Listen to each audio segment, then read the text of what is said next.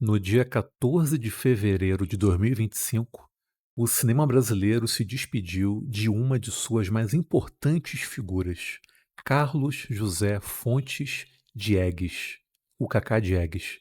E por conta da ocasião, minha modesta homenagem ao diretor será tecer alguns comentários sobre aquele que eu considero o seu melhor filme, o maravilhoso A Grande Cidade, de 1966.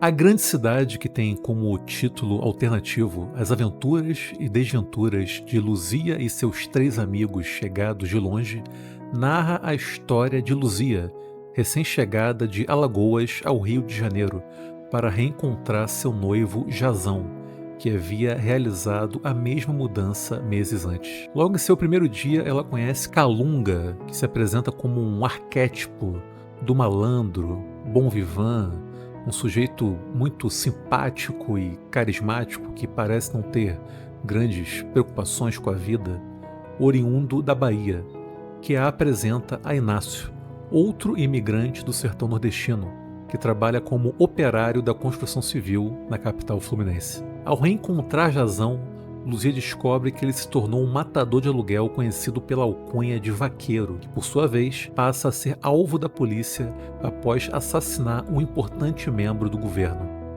Luzia, Calunga, Inácio e Jazão formam o quarteto de protagonistas deste filme. A força da obra já começa em seu elenco, onde temos as presenças de então jovens artistas que tempos depois se consolidariam como grandes nomes do cinema brasileiro. Antônio Pitanga, Anicy Rocha, infelizmente falecida de forma trágica em 1977, Joel Barcelos e Hugo Carvana, além de Leonardo Vilar, que havia protagonizado O Pagador de Promessas, ganhador da Palma de Ouro em Cannes de 62, e Jofre Soares.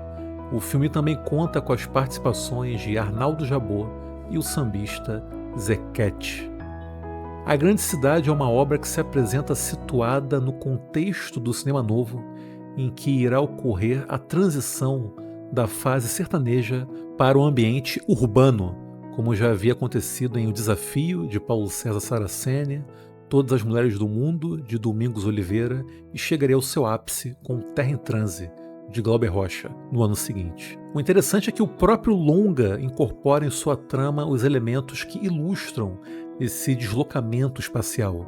Em dada medida, é como se A Grande Cidade fosse o filme síntese daquela metamorfose estética que iria definir o período que alguns estudiosos chamam de segunda fase do cinema novo. Ainda que o sertão enquanto imagem não se apresente, a sua presença se dá por meio dos sentimentos que aqueles personagens exalam ao relembrar suas vidas na terra natal. Você se lembra de lá? Só faço contar o tempo de voltar. Eu cheguei ontem e já não me lembro mais. Quem tá perto demais não vê tudo. Enquanto Inácio sente saudade do sertão e alimenta o desejo de um retorno, Luzia, já em seu primeiro dia na cidade grande, deixa claro não partilhar do mesmo desejo.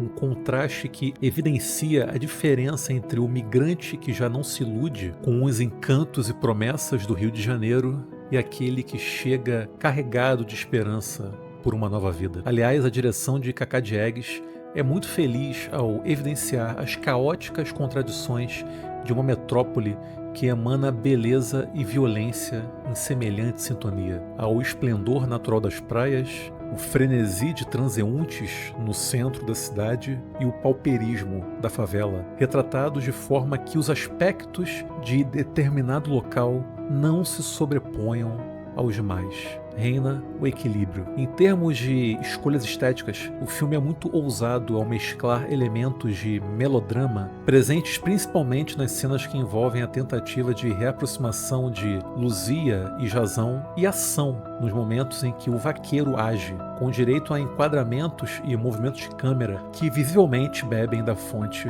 do faroeste. A câmera na mão e a rua como locação espontânea, heranças do neorrealismo italiano, ainda dão o ar da graça. Mas surge também a presença da Nouvelle Vague, como na cena em que um romancista é entrevistado, lembrando a sequência de Acossado, onde o cineasta Jean-Pierre Melville, quando perguntado durante uma coletiva sobre qual seria sua grande ambição na vida, diz: tornar-me imortal e depois morrer.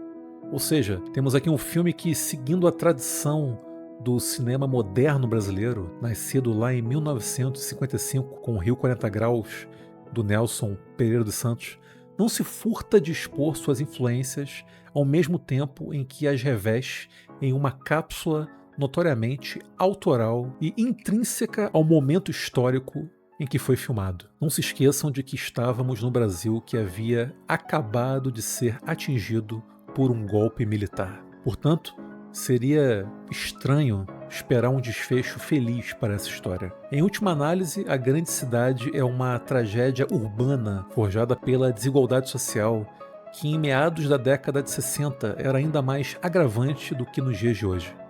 É sintomático que o casal principal seja formado por dois retirantes que, se a princípio traçaram caminhos totalmente distintos, com Jazão enveredando pelo banditismo e Luzia trabalhando como empregada doméstica, viram-se unidos pela fatalidade do destino. Aliás, a sequência final é sublime, começando pelo tiroteio que culmina com a morte de Jazão e Luzia. Uma morte quase shakespeariana, seguida da caminhada catártica de Calunga pelas ruas do centro do Rio em meio ao carnaval. Tiros, sangue e folia misturam-se ao som das batucadas dos foliões, enquanto o personagem de Antônio Pitanga grita para o mundo que suas armas contra a faca, o tiro, amor e traição são o seu riso e as suas lágrimas, a sua humanidade, afinal de contas. Como que no círculo, o filme abre e se encerra com Calunga, primeiro como uma espécie de mestre de cerimônias a nos apresentar ao filme e, por fim, como um mestre-sala tresloucado a bailar solitariamente sobre o chão de concreto dela, a grande cidade.